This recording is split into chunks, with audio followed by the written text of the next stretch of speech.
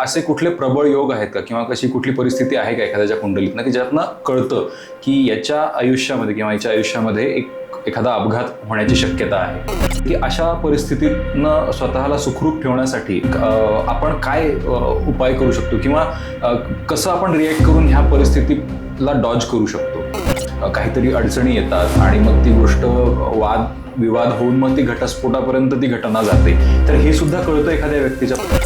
Generally जेव्हा पत्रिका बघितली जाते तेव्हा मुलाच्या बाबतीत कुठला ग्रह हा त्याच्या पार्टनरबद्दल सांगतो किंवा मुलीच्या बाबतीत कुठला ग्रह त्यांच्या पार्टनरबद्दल सांगतो आणि त्या ग्रहाचे कसे परिणाम त्यांच्या वैवाहिक आयुष्यात होत असतात. म्हणजे इंडिव्हिज्युअल, म्हणजे मुलगा असेल तर कुठल्या ग्रहाप्रमाणे मुलीचा स्वभाव किंवा तिचं वर्तन ठरेल. लग्न होतं, लग्नानंतर सुरुवातीचा काही कालावधी चांगला जातो, पण नंतर मात्र वादविवाद व्हायला लागतात आणि मग ते फार पुढच्या लेवलला जातं ते लग्न. तर मग हे कसं ओळखता येऊ शकतं किंवा हे काय परिणाम असतात सुरुवातीला का लक्षात येत नाही हा स्वभाव. या परिस्थितीमध्ये असं पण बऱ्याचदा होतं ना की आधी चांगलं होतं आणि नंतर वर्ट झालं किंवा आधी हे होतं नंतर चांगलं झालं, असं पण होतं. ह्यामध्ये बरेच लोक मी असे बघितलेले आहेत की एखाद्या अपघातानंतर कर्जबाजारी होतात, कारण आरोग्य त्यांना जागेवर आणायचं असतं, मग औषधांचा खर्च, उपचारांचा खर्च, याच्यातनं मग ते कर्जबाजारी होतं. तर हे योग कुठे कळतात एखाद्याच्या पत्रिकेमध्ये? हे पहा, नमस्कार. ज्योतिष भास्कर सुशील कोराड यूट्यूब चॅनलवर आपणा सर्वांचं मनापासून स्वागत आहे. गेल्या आमच्या सर्व व्हिडिओजना ज्या पद्धतीचा प्रतिसाद सर्व प्रेक्षकांनी दिलेला आहे त्याबद्दल आपल्या सगळ्यांचे मनापासून आभार. आणि या प्रतिसादासोबतच एका गोष्टीची सातत्याने विनंती आम्हाला होत होती, एक मागणी होत होती की ह्या विषयावरती चर्चा मराठीतून व्हावी, आणि म्हणूनच आम्ही मराठीतनं काही विषयांवरती चर्चा करण्यासाठी आपल्यासमोर आलो आहोत. आणि मला माहिती आहे की सगळे प्रेक्षक याला भरभरून प्रतिसाद देतील आणि आजच्या चर्चेला आपण सुरुवात करूयात. नमस्कार सर. नमस्कार. ज्योतिष भास्कर सुशील कोराड सर आपल्यासोबत आहेत आणि आज आम्ही ज्या विषयावरती चर्चा करणार आहोत तो विषय आपल्या सर्वांच्या दैनंदिन आयुष्यातला फार महत्त्वाचा विषय आहे. कुठेतरी आपण या विषयावरती चर्चा ऐकत असतो आणि त्याबद्दल आपल्याला जाणून घ्यायचं असतं. नुकतंच आपण याबद्दल खूप ऐकलंय आणि कदाचित तुम्ही पण बातम्यांमधनं वगैरे ऐकलं असेल, तर अपघात होणं किंवा ज्या एखाद्या वैवाहिक दाम्पत्यामध्ये घटस्फोटाची घटना होणं, ह्या सगळ्या गोष्टी फार प्रभाव पाडतात माणसाच्या आयुष्यावरती. त्यावरती आपण आज जरा चर्चा करणार आहोत. सर, सगळ्यात पहिले मला आपल्याला विचारायचं आहे की असे कुठले प्रबळ योग आहेत का किंवा कशी कुठली परिस्थिती आहे का एखाद्याच्या कुंडलीतनं की ज्यातनं कळतं की याच्या आयुष्यामध्ये किंवा याच्या आयुष्यामध्ये एखादा अपघात होण्याची शक्यता आहे? हो, अर्थातच. म्हणजे पत्रिकेचं जे पोटेन्शियल आहे ते आपल्याला लग्न पत्रिकेमध्ये समजून येतं की या पत्रिकेत हे असे योग आहेत. आणि काही तात्कालिक योग असतात, म्हणजे जे गोचरीने निर्माण होतात. गोचरीने म्हणजे आता यावर्षीच्या आपण जानेवारीच्याच सुमारास सांगितलं होतं, ऑक्टोबर नोव्हेंबरच्या दरम्यान पुन्हा मोठ्या घातपाताच्या घटना किंवा अग्निप्रपात होण्याची शक्यता आहे. त्याचंच आपण आज दिल्लीला एक उदाहरण बघितलेलं आहे आणि दुर्दैवाने त्याच्यामध्ये कित्येक म्हणजे निष्पाप लोकांचे जीव गेलेले आहेत आणि एक मोठा घातपाताचा कट उधळून लावलेला आहे आपल्या. सांगायचा मुद्दा की हे योग तयार होतात कशामुळे, हे याला तात्कालिक योग म्हणतात. तात्कालिक योग म्हणजे यावर्षी हर्षल हा वक्री होऊन वृषभ राशीत आहे कृत्तिका नक्षत्रामध्ये, आणि या ऑक्टोबर नोव्हेंबरच्या दरम्यान त्याच्या समोर बरोबर मंगळ आलेला आहे. हर्षल आणि मंगळ हा पर्टिक्युलर योग जो असतो हा ॲक्सिडेंट्स किंवा अचानक झालेले घातपात म्हणतात, अशा पद्धतीच्या घटनांना तो परिणाम देत असतो. तर हेच योग बरोबर ऑक्टोबर नोव्हेंबरमध्ये झालेले आहेत. म्हणजे सांगायचा मुद्दा हा की हे पत्रिकेमध्ये पोटेन्शियल आहे का, तर हे पत्रिकेमध्ये पोटेन्शियल आहे, पण हे गोचरीने निर्माण झालेलं आहे. हर्षल वक्री असून कृत्तिकेमध्ये वृषभ राशीत होता आणि मंगळ बरोबर त्या सुमारास त्याच्या समोर येणार होता. याला प्रतियोग म्हणतात. म्हणजे एकमेकांपासून हे अगदी समोरासमोर असणारे हे योग आहेत. म्हणजे अगदी एकमेकांच्या 7व्या स्थानामध्ये, अगदी एकमेकांच्या 7व्या स्थानामध्ये, ज्याच्यामुळे म्हणजे असे योग हे निर्माण, ज्याला आपण 180 अंशांचा प्रतियोग असं म्हणतो. वक्री हर्षल असल्यामुळे हे तीव्रपणे हे त्याचा परिणाम आपल्याला भोगायला लागला. आणि भारत देशाची जी पत्रिका आहे ही मकर राशीची पत्रिका आहे, म्हणजे शनीची पत्रिका आहे. यावर्षी आत्ता काही महिन्यांपासून शनी हा वक्री आहे, त्याच्यामुळे हे योग ॲक्टिवेट झाले. हो, म्हणजे त्याचा परिणाम आपल्याला अधिक प्रमाणात बघायला करेक्ट मिळतो असं करेक्ट आहे. बरं, मला पुढे विचारायचं आहे की हे जे योग निर्माण होतात तर ह्या आता काही परिस्थिती असते की ती माणसाच्या ताब्यात असते आणि काही गोष्टी असतात की त्या तुमच्या ताब्याच्या बाहेर असतात. तर मला हे विचारायचं आहे की अशा परिस्थितीतनं स्वतःला सुखरूप ठेवण्यासाठी आपण काय उपाय करू शकतो किंवा कसं आपण रिॲक्ट करून ह्या परिस्थितीला डॉज करू शकतो? अर्थातच मुळात म्हणजे पत्रिकेत ते योग आहेत का. एखादा जातक जेव्हा आपल्याकडे येतो त्यावेळी आपल्याला पत्रिका बघून कळतं की याच्या पत्रिकेत ॲक्सिडेंट योग आहेत. ॲक्सिडेंट योग कधी निर्माण होतात, पर्टिक्युलरली त्याला निर्माण करणारा हा जो ग्रह आहे तो आहे हर्षल. आणि हा हर्षल जर का वक्री असेल तर नक्कीच तो ॲक्सिडेंटल योग देतो. आणि हर्षलच्या समोर मंगळ किंवा शनी असेल असे हे योग निर्माण होतात. हे झालं त्याचं पोटेन्शियल. आता त्याच्यापासून तो आपलं रक्षण करू शकेल का, हा तुमचा प्रश्न आहे. बरोबर आहे. तर काय असतं की योग हा येणारच आहे, 100% योग हा येतोच, पण त्याची इंटेन्सिटी निश्चितच कमी करणं हे माणसाच्या हातात आहे किंवा कर्माला अतिशय महत्त्व आहे. म्हणजे त्या काळात तुम्ही आपला स्पीड कमी ठेवला, तुम्ही विशिष्ट देवतेचं नामस्मरण केलं, आपलं डोकं शांत ठेवून जर का काम केलं तर निश्चितच ती घटना घडते, पण त्याचा तुम्हाला इम्पॅक्ट तीव्रता जाणवत नाही आणि ॲक्सिडेंटचं रूपांतर किरकोळ दुखापतीमध्ये होतं. आपण थोडक्यात ज्योतिषशास्त्रामध्ये सांगतो की असा असा हा योग आहे, तुम्ही या काळात सावध राहा. म्हणजे या काळामध्ये तुमची गती कमी करा, या काळामध्ये नामस्मरण करा, तुमच्या कुलदेवतेचं स्मरण करा किंवा हनुमंताची उपासना करा. हे केल्यानंतर तुमचं स्पीडवर कंट्रोल येतो. बरोबर. आणि माणसाच्या चित्तवृत्तींवर परिणाम करणारे जे ग्रह आहेत त्यातला पहिला आहे हर्षल. म्हणजे तीच व्यक्ती, पण पर्टिक्युलरली मंगळाच्या समोर जेव्हा हर्षल येतो तेव्हा ती व्यक्ती ॲग्रेसिव्हली वागू लागते, आपल्या आयुष्याचं स्पीड वाढवते आणि मग ॲक्सिडेंट्स होतात. म्हणजे तुम्ही त्या कर्माने तुमचं भविष्य घडवत असता. ओके. तर म्हणजे तुम्ही जे म्हणालात की अशा हे जे काही उपाय आपल्याला सांगितले जातील तर त्यांनी एक प्रकारचं स्थैर्य आपल्याला मिळवता येतं आणि त्यातनं मग जो मोठा परिणाम होणार होता त्याची तीव्रता आपण कमी करू शकतो. करेक्ट, अगदी करेक्ट. ओके. यानंतर पुढचा प्रश्न जो खूप महत्त्वाचा चर्चेचा विषय असतो की वैवाहिक आयुष्यामध्ये एखाद्याच्या आपण म्हणतो की काहीतरी अडचणी येतात आणि मग ती गोष्ट विवाद होऊन मग ती घटस्फोटापर्यंत ती घटना जाते. तर हे सुद्धा कळतं एखाद्या व्यक्तीच्या पत्रिकेवर? 100%. जेव्हा तुम्ही जन्माला येता त्यावेळेस पत्रिका जी निर्माण होते त्यावेळेस तुमच्या पत्रिकेतल्या सप्तम स्थानात जर का काही पापग्रह असतील तर निश्चितच तुम्हाला कळतं की याच्या वैवाहिक आयुष्यामध्ये काय काय परिणाम होणार आहेत. सप्तम स्थानात असणारे मेजर ग्रह म्हणजे शनी, पर्टिक्युलरली मंगळ, हर्षल, हे घटस्फोटाचं निर्मिती असते. ही एक प्रकारची एक पोटेन्शियल तयार करतं. म्हणजे तुम्ही ते घेऊन येता की तुम्ही कोणाशी लग्न करा, ती व्यक्ती तुम्हाला तापदायक ठरणार आहे. अच्छा. हे तुमच्या पत्रिकेतले योग आहेत. आता हे योग असताना हे तसेच्या तसे तेवढ्याच इंटेन्सिटीमध्ये तुम्हाला घटस्फोटापर्यंत नेणार आहेत की नाही, हे त्या ग्रहांच्या डिग्रीज, त्याची नक्षत्र आपल्याला सांगतात. अच्छा. हां, जर का क्रूर नक्षत्रामध्ये असतील तर नक्कीच त्याचा घटस्फोट होतो किंवा घटस्फोटासारखी परिस्थिती निर्माण होते किंवा पत्नीच्या आरोग्याच्या बाबत चिंता निर्माण होते किंवा वैवाहिक सौख्य लाभत नाही. पण हे पत्रिकेवरनं निश्चित कळतं की याला वैवाहिक सौख्य आहे की नाही. दुसरं म्हणजे पत्रिकेतल्या इतर स्थानांमधनं, पर्टिक्युलरली लग्नस्थान, चतुर्थ स्थान, इव्हन दशमस्थान, या स्थानामध्ये असणाऱ्या पापग्रहांची जर का दृष्टी तिथे असेल, वक्री ग्रहांची दृष्टी तिथे असेल, शुक्र बाधित असेल 7व्या स्थानावरती, शुक्र बाधित असेल तर निश्चितच मग घटस्फोट होतो. घटस्फोट ही घटना नाही आहे, घटस्फोट हा परिणाम आहे. अच्छा. आणि हा परिणाम कोण देतं तर हे असे जे आपल्या पत्रिकेतले ग्रह देतात. आणि ग्रह, नक्षत्र, तारे हे काही आपलं भविष्य घेऊन आलेले नाही आहेत, हे आपण निर्माण केलेली आपली कर्म आहेत की ज्याचे परिणाम आहेत. ते परिणाम आपल्याला दिसून येतात. आपल्याला वाटतं माझ्या नशिबी का आलेलं, कारण तुम्ही त्या पद्धतीने मागे काही कर्म केलेले आहेत म्हणून ते निर्माण केलेलं कर्म आहे, त्याचं ते परिणाम आहेत. म्हणून मी नेहमी म्हणतो ज्योतिष जाणायचं असेल तर पहिल्यांदा आपल्या स्वतःला तुम्ही अगदी ज्याला आपण म्हणतो ना एक नम्र होऊन एक जाणायला पाहिजे की पत्रिका म्हणजे हे कोणाच्यामुळे काय झालं हा प्रश्नच येत नाही. हे तुम्ही इन्व्हाइट करता. बरोबर.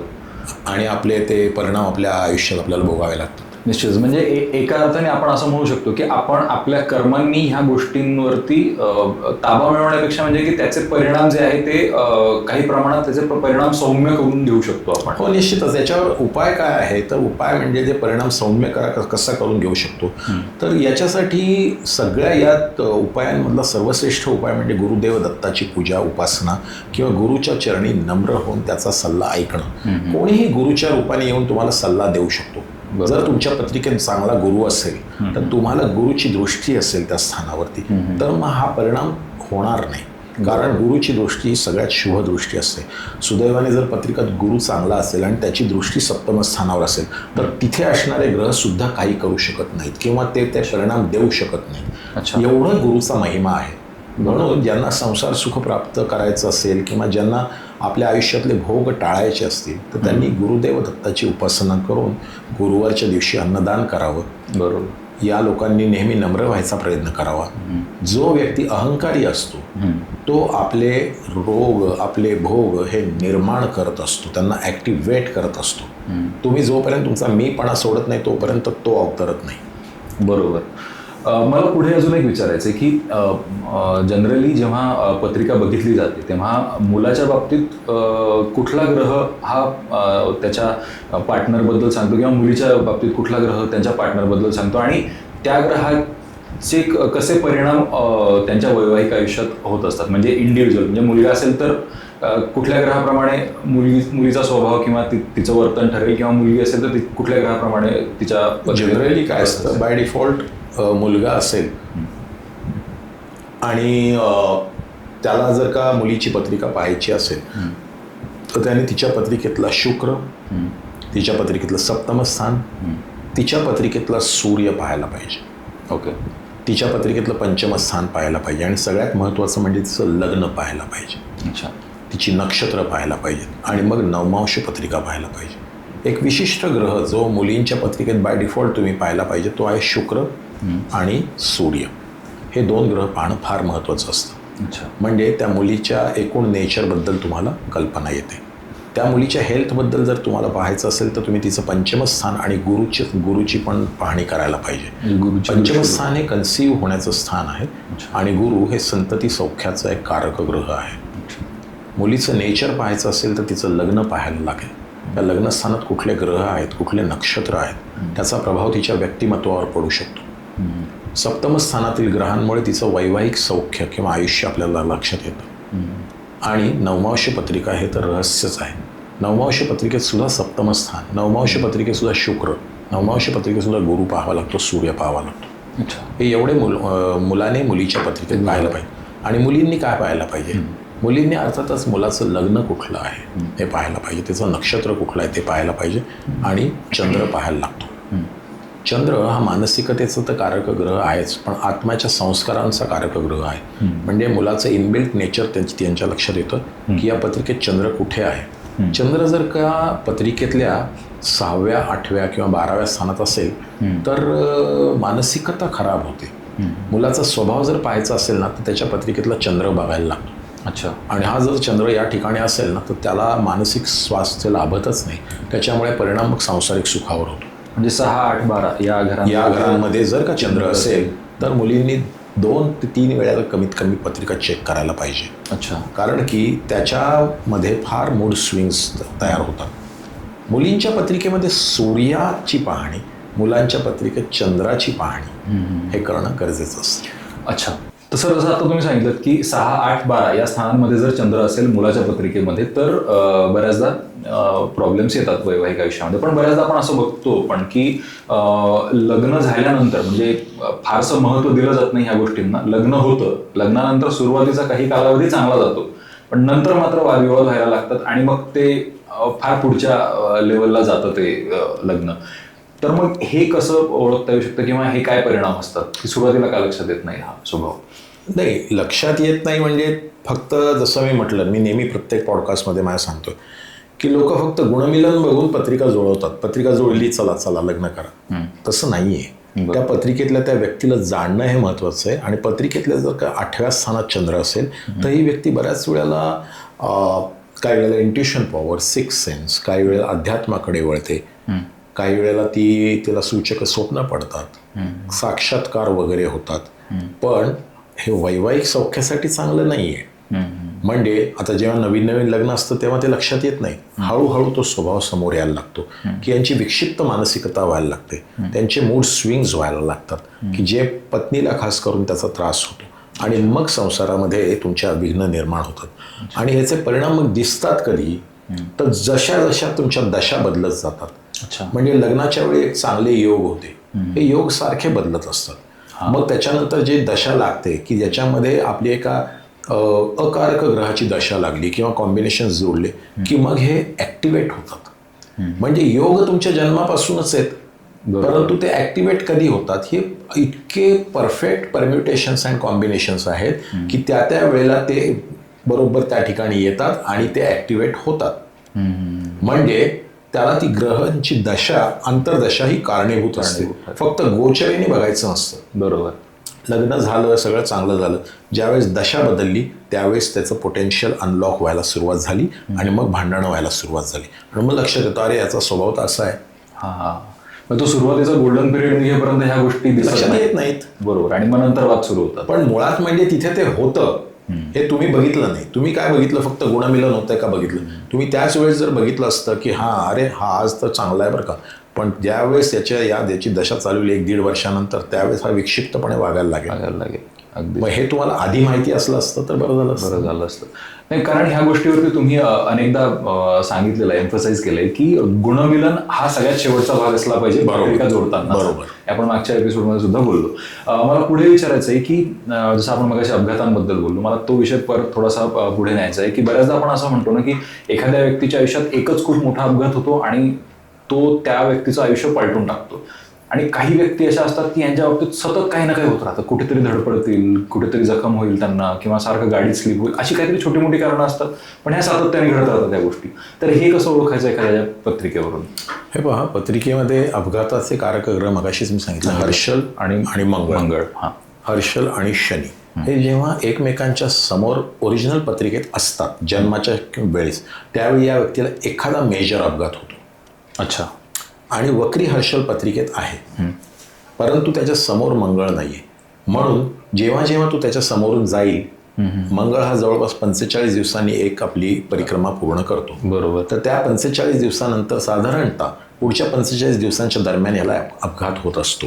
म्हणजे वक्री हर्षल, वक्री मंगळ हा जो पुन्हा हे जे प्रसंग उद्भवणार आहेत, पुन्हा ते ॲक्टिवेट कधी होतील, जेव्हा चांगली दशा असते तेव्हा नाही होणार, पण जेव्हा खराब ग्रहांची दशा होईल तेव्हा वारंवार मग अपघात होत राहतात. अच्छा. म्हणजे ते त्या कालावधीने ते सातत्याने काहीतरी करेक्ट. आणि ओरिजिनल पत्रिकेत जर का वक्री हर्षलच्या समोर वक्री मंगळ असेल, हे एक वेळेला लॉक झालेलं समीकरण ते एक वेळेला इफेक्ट देतं, मेजर.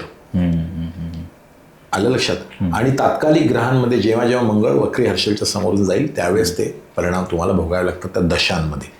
असे त्याचे परिणाम असतात. बरं. मग ह्याच्यापासून आपल्याला सुरक्षित राहण्यासाठी किंवा जसं तुम्ही मगाशी म्हणालात की याचे परिणाम सौम्य करण्यासाठी याच्यासाठी काय उपाय केले जाऊ शकतात? सुरुवातीला तुम्हाला जेव्हा हे योग कळतात की या पत्रिकेमध्ये हे असे एवढे भयानक योग आहेत, तर ॲक्सिडेंटल योग टाळणारा सगळ्यात महत्त्वाचा जो उपाय आहे तो म्हणजे हनुमंताची, मारुतीची पूजा. बरोबर. तर अशा व्यक्तींनी हनुमंताची पूजा करून दररोज सकाळ संध्याकाळ हनुमान चालिसा नाही तर मारुती स्तोत्र म्हणून शनी मारुतीला जाऊन शनिवारी आणि मंगळवारी अन्नदान करायला हवंय. हे केल्याने त्यांच्या पत्रिकेतले एक कुयोग टळतात. अच्छा. मारुतीची पूजा म्हणजे वायू तत्वाची पूजा आहे. आणि अशा लोकांनी शक्यतो ब्लॅक कलर किंवा ग्रे कलर असा याचा वापर करू नये. अशा लोकांनी अन्नदान करावं सरळ हाताने. आणि शक्यतो आपल्या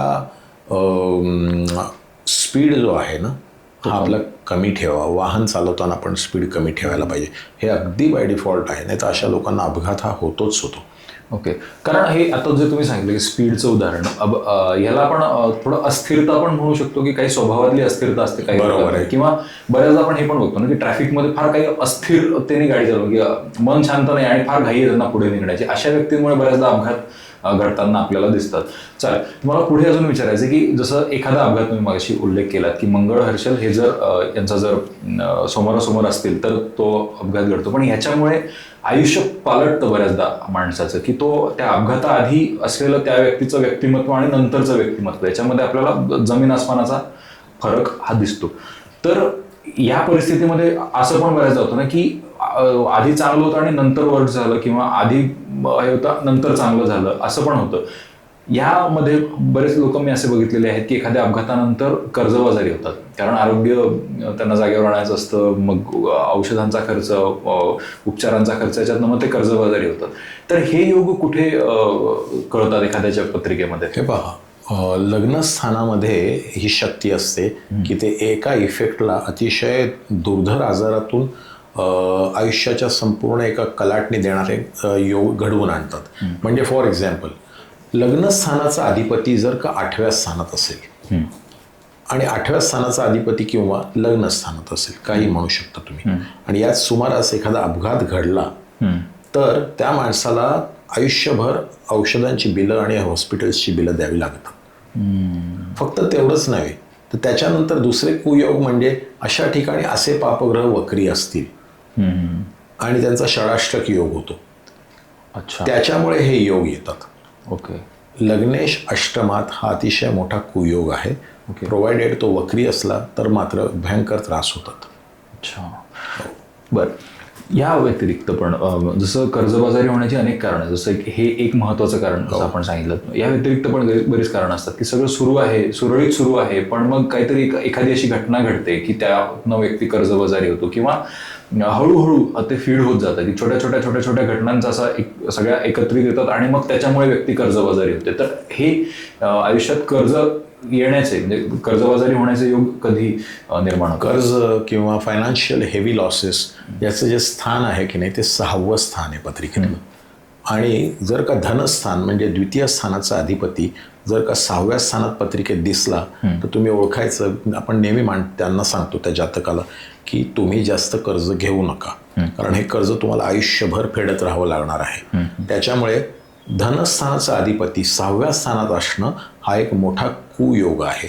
त्यात जर का तो पापग्रहांबरोबर असेल तर हा आणखीन दुसरा त्याला सपोर्ट देणारा योग आहे. अजून परिणाम अजून त्याच्यावरती आणखीन जर का धनस्थानामध्ये शनी आणि राहू हा फार मोठा वाईट योग आहे. पत्रिकेतल्या धनस्थानात वक्री शनी आणि राहू असेल ना, तर समजायचं की आपल्याला पूर्व आपल्या पिढीकडून किंवा आपल्या घराण्यातल्या वारसांकडून एक प्रकारचा असा एक शाप मिळालेला आहे की ज्याच्यामुळे आपली सांपत्तिक उन्नतीच होऊ शकत नाही. धनस्थानात असणारा वक्री शनी आणि राहू, मग याला तुम्ही पितृदोष म्हणा, नाही तर काही म्हणा. म्हणजे असं नाही की त्याच्यामध्ये कॅलिबर कमी आहे किंवा त्याच्यामध्ये काही त्याची गुणवत्ता कमी आहे, असं नाही आहे. पण मेहनतीच्या तुलनेत तेवढी फळं मिळत नाही. आणि जर का तिथे शनी आणि राहू आहेत आणि तो जर का धनस्थानाचा अधिपती 6व्या स्थानात पडला, तर तुम्ही जे म्हणताय त्याप्रमाणे मोठे योग तयार होतात, ज्याच्यात माणूस कर्जबाजारी होतो, आयुष्यभर कर्ज फेडत बसावं लागतं. बापरे. पण मग असं पण होतं की आजकालच्या काळात आपण बघतो की मायक्रो फायनान्सेस आहेत, की जसं एखादं क्रेडिट कार्ड असेल किंवा छोटे छोटे लोन्स लोक घेतात. हे पण होतं ना बऱ्याचदा की ते लोन घेण्याची गरज भासते त्या व्यक्तीला, आणि मग नंतर ते सोडून त्याच्यासाठी डोक्याला ताप होऊन बसतं. नाही, हे योग असले ना की तुम्ही छोट्यातली छोटी सुरुवात केली की ती मोठी होत जाते आणि कर्ज वाढत जातं. अच्छा, आता पुन्हा तुम्ही म्हणाल मग तो काय मरेपर्यंतही राहणार आहे का? तर मग त्याच्यासाठी आपल्याला अभ्यास करावा लागतो. पत्रिकेत त्याचे कुयोग किंवा दशा कुठल्या खराब आहेत. जेव्हा चांगली दशा चालू होते तेव्हा कुठं तो त्याच्यातून सुटतो. पण हे योग त्याच्या पत्रिकेत येतात हमखास. म्हणजे त्या चक्रातनं त्याला जायचंच आहे. करेक्ट. ते भोग आहेत तुमचे. भोग आहेत. बरं, कर्जबाजारीपणाबद्दल मला अजून एक विचारायचं की काही जणांचं असं पण असतं ना की कर्ज असतं त्यांच्यावर आयुष्यभर, पण त्याच्यातनं त्यांना फायदा देखील होतो. म्हणजे अनेक व्यावसायिक आपण बघतो की त्यांचा बिझनेस हा पूर्णतः लोनच्या रोलिंगवरती सुरू असतो, त्यांच्यासाठी ते कर्ज फायद्याचं ठरतं. असं पण बघता येतं एखाद्याच्या पत्रिकेत? हे बघा, हा योग कर्ज तुम्हाला देतो, पण जर का तुमच्या पत्रिकेत भाग्यस्थानाचा अधिपती जो असेल तो अतिशय स्ट्रॉंग असेल आणि त्याची दशा चालू असेल, तर तेव्हा तुम्हाला त्रास होणार नाही. ती समजा काय 8, 10, 20 वर्षांची आहे, पण ती जेव्हा संपेल त्याच्यानंतर तुम्हाला याचा मेजर त्रास होतो. अच्छा, म्हणजे तो काळ तुम्हाला एखाद्या वेळेला असं वाटू शकतं की हे चांगले परिणाम आहेत, पण तसं नाही. तर ते पुढे जाऊन भाग्यशाची दशा किंवा भाग्यशाची दृष्टी किंवा उच्च गुरुची दृष्टी ही तुम्हाला या गोष्टीतून तुम्हाला तारून नेते. बरोबर. पण नंतर जेव्हा तुमचे ग्रह बदलतात त्यावेळेस तुम्ही नक्की या इफेक्टमध्ये जमिनीवर येता. म्हणून ठेवलेलं आहे की लोकांनी की ज्यावेळी तुमचे चांगले दिवस असतात तेव्हा नम्र राहा, गुरुदेव दत्ताची उपासना तेव्हा करा, संकटात सापडल्यावर करू नका. बरोबर. तुम्ही तुमचं पोटेन्शियल बिल्ड करा, त्याच्यानंतर तो प्रसंग जेव्हा येईल त्यावेळेस तुम्हाला त्रास होत नाही. अच्छा. जर तुमची उपासना चांगली असेल तर. अर्थातच. तसं जसं तुम्ही आता सांगितलं की एखाद्या व्यक्तीच्या पत्रिकेतच अपघाताचे योग असतात, की तो एक मोठा अपघात निश्चित आहे किंवा होणारच आहे अशी परिस्थिती असते, तर याचं एखादं उदाहरण तुम्हाला देता येईल एखाद्या पत्रिकेच्या माध्यमातून? हो, निश्चितच. जसं मी म्हणलं, अपघाताचे कारक ग्रह आहेत ते हर्षल प्रतियोग मंगळ, हर्षल किंवा शनी प्रतियोग मंगळ हे अपघाताचे कारक ग्रह आहेत.